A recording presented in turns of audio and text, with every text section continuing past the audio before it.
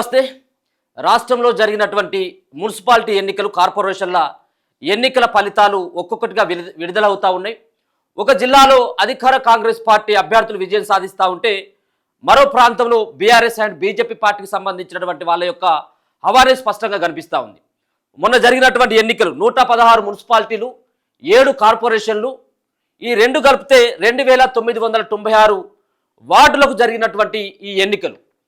So ఇప్పటికే స్పష్టంగా survey సంస్థలు, ఎగ్జిట్ పోల్స్ సైతం చాలా స్పష్టంగా చెప్పడం జరిగింది. అధికార కాంగ్రెస్ పార్టీ యొక్క హవానే ఈ యొక్క మున్సిపాలిటీ కార్పొరేషన్ ఎన్నికల్లో ఉండబోతుందంటూ. సో అదేవిధంగా ఫలితాలు కూడా అదే తీరుగా కనపడతా ఉంది.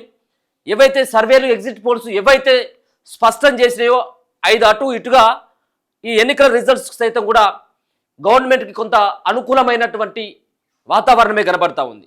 ఒకసారి చూసుకోవచ్చు, ఇప్పటికే 2 మున్సిపాలిటీలకు సంబంధించినటువంటి స్పష్టమైనటువంటి రిజల్ట్స్ రావడం జరిగింది. ఒకటేమో ఉమ్మడి నల్గొండ జిల్లా నందికొండ మున్సిపాలిటీని కాంగ్రెస్ పార్టీ హస్తగతం చేసుకుంటే, మరో పక్కన గడ్డపోతారం, సంగారెడ్డి జిల్లాకు సంబంధించినటువంటి గడ్డపోతారంలో బీఆర్ఎస్ పార్టీ స్పష్టమైనటువంటి ఆధిక్యతని కనబరచడం జరిగింది. 18 వార్డుల్లో 14 మంది బీఆర్ఎస్ పార్టీ సంబంధించినటువంటి మెంబర్సే గెలవడం జరిగింది. నందికొండలో మొత్తం 12 స్థానాల్లో ఉన్నటువంటి 14 స్థానాల్లో 12 స్థానాల్లో కాంగ్రెస్ పార్టీ అభ్యర్థులు విజయం సాధిస్తే, ఒక స్థానానికి మాత్రమే బీఆర్ఎస్ పార్టీ అభ్యర్థి పరిమితమైన, ఒక స్థానం ఇండిపెండెంట్ అభ్యర్థి గెలిచినట్టుగా వార్తలు వస్తూ ఉన్నాయి. సో చూడొచ్చు, 80 దరిదాపుగా ఉన్నటువంటి ఈ 116 మున్సిపాలిటీలో 80 మున్సిపాలిటీలని కాంగ్రెస్ పార్టీ ఆధిక్యత కనపరుస్తుంది. అక్కడ ఉన్నటువంటి కాంగ్రెస్ పార్టీ అభ్యర్థులే విజయం సాధిస్తారు.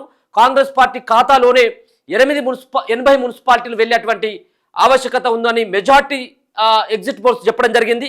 5 అటు ఇటుగా ఒక 32 బీఆర్ఎస్ పార్టీకి వచ్చేటువంటి ఆవశ్యకత ఉందంటూ, మరో పక్కన బీజేపీకి 3 మున్సిపాలిటీలు మాత్రమే వచ్చేటువంటి అవకాశం ఉంది. ఒకవేళ వచ్చినా కానీ ఆశ్చర్యపోని అవసరం లేదు అనేది సర్వే సంస్థలు చెప్పినాయి. ఇక ఎంఐఎంకి ఒకటి వాళ్ళ ఖాతాలో పడుతుంది అన్నట్టుగా చెప్తా ఉంటే, ఇక మరో పక్కన 7 కార్పొరేషన్లు ఏవైతే ఉన్నాయో 7 కార్పొరేషన్లో బీఆర్ఎస్ పార్టీకి ఒకటి కూడా రాదు అంటూ అన్ని సర్వేలు తేల్చేయడం జరిగింది.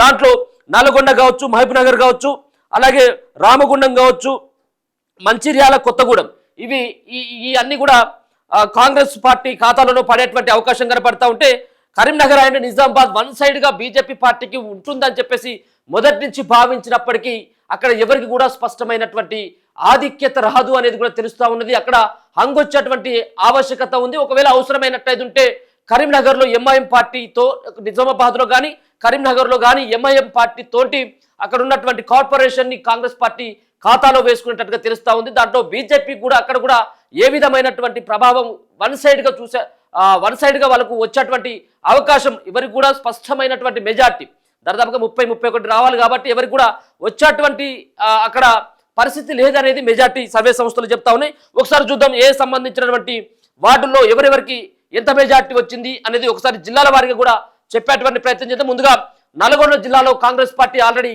బోని చేయడం జరిగింది. నల్గొండ జిల్లాలో కాంగ్రెస్ పార్టీ బోని కొడితే, నందికొండ మున్సిపాలిటీలో 12 స్థానాలకు గాను కాంగ్రెస్ పార్టీకి సంబంధించినటువంటి అభ్యర్థులు 12 చోట్ల గెలిస్తే, బీఆర్ఎస్ పార్టీకి సంబంధించినటువంటి అభ్యర్థులు ఒక్క స్థానంలో విజయం సాధించారు. ఇదే జిల్లాలోని హాలియాలో 12 వార్డులకు గాను కాంగ్రెస్ 10 గెలిచి మున్సిపాలిటీని కూడా కైవసం చేసుకుంది. బీఆర్ఎస్ 2 వార్డులో విజయం సాధించింది. మనం మొదటి నుంచి కూడా అనుకోవచ్చు, బీఆర్ఎస్ పార్టీకి బలంగా ఉన్నటువంటి జిల్లాల్లో ఒకటేమో మెదక్ జిల్లా అని చెప్పేసి చెప్పుకోవడం జరిగింది. అంతేకాకుండా వరంగల్ జిల్లాలో కూడా ప్రధానంగా బీఆర్ఎస్ పార్టీ అభ్యర్థులు కొంత విజయం సాధించేటువంటి అవకాశం ఉంటుంది అక్కడ జరిగేటువంటి మున్సిపాలిటీలు అనేది అన్ని కూడా చెప్పడం జరిగింది. సో దాంట్లో భాగంగానే ఇప్పుడు నల్గొండ కావచ్చు, మహబూబ్ నగర్ కావచ్చు, మిగతా కొన్ని ఏవైతే జిల్లాలు ఉన్నాయో, ఇటు రంగారెడ్డి కావచ్చు, ఇట్లా జరిగేటువంటి ఈ జిల్లాలో అధికార కాంగ్రెస్ పార్టీకి కొంత స్పష్టమైనటువంటి మెజార్టీ వస్తుందనేది. ఇంకొక పక్కన అయితే ఆదిలాబాద్ అండ్ కరీంనగర్, నిజామాబాద్ కొంత బీజేపీ పార్టీ అవగాహన పడుతుంది అనేది కొన్ని వార్డులు గెలుచుకోగలదని చెప్పేసి అవి కూడా ఎగ్జిట్ పోల్స్ చెప్పడం జరిగింది. సో ఒకసారి చూసుకోవచ్చు. అదే కోణంలో నల్గొండ జిల్లాలో మరి ఇప్పటికే నందికొండ వాళ్ళ ఖాతాలోనే, అలాగే హాలియాలో కూడా 12 వార్డులకు గాను కాంగ్రెస్ పార్టీ 10 గెలిచిందంటే వాళ్ళకే. ఇక సంగారెడ్డి విషయానికి వచ్చిన తర్వాత, సంగారెడ్డిలో ఇగో గడ్డపోతారం మున్సిపాలిటీలో భారత రాష్ట్ర సమితి కైవసం చేసుకున్నట్టుగా మున్సిపాలిటీని కైవసం చేసుకున్నట్టుగా చెప్పుకోవచ్చు.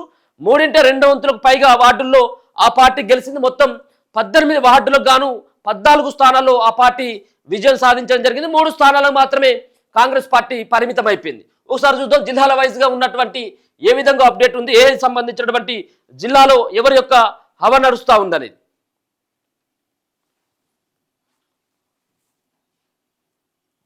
ఒకసారి కనుక చూస్తే మరిపేడ మున్సిపాలిటీలో గెలుపొందినటువంటి వాళ్ళ వివరాలు చూస్తే 12వ వార్డు ఇండిపెండెంట్ అభ్యర్థి గౌతమ్ రెడ్డి గెలిచిందట. ఇది కేవలం ఈ మరిపేట మున్సిపాలిటీ.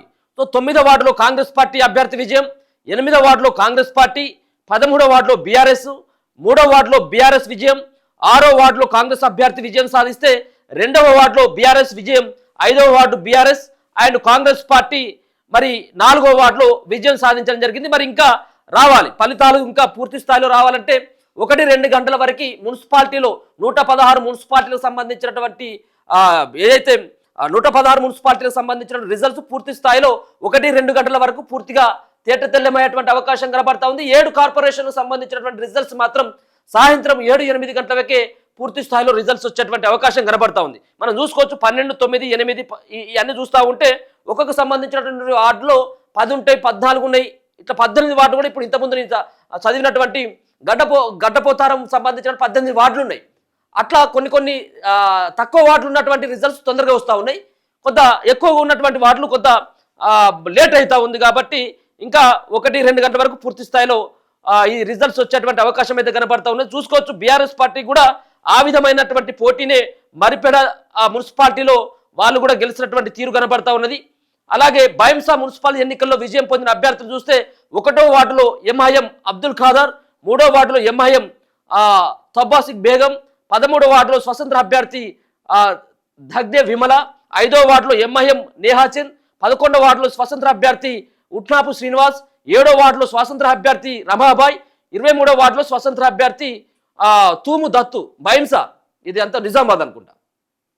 ఇక్కడ చూడొచ్చు ఎంఐఎం పార్టీ పూర్తి స్థాయిలో ఆధిపత్యత కనపరుస్తూ ఉన్నది. ఇది 1, 2 ఇప్పుడు ఉన్నటువంటి 2, 3, 4, 5, 6, 7 సంబంధించిన వార్డుల రిజల్ట్స్ వస్తే దీంట్లో 1, 2, 3 వార్డుల్లో దాదాపు 3 వార్డులు వాళ్ళ ఖాతాలోనే పడ్డాయి. ఇక్కడ కాంగ్రెస్ పార్టీ గెలవలేదు, బీజేపీ గెలవలేదు అండ్ బీఆర్ఎస్ కూడా ఇక్కడ లేదు. స్వతంత్ర అభ్యర్థులు ఇక్కడ కూడా కనబడతా ఉన్నది. మొత్తం అంతా కూడా 3 స్థానాల్లో ఎంఐఎం పార్టీ అవగరపడతా ఉన్నట్టుగా తెలుస్తూ ఉంది బైంసా మున్సిపల్ ఎన్నికల్లో.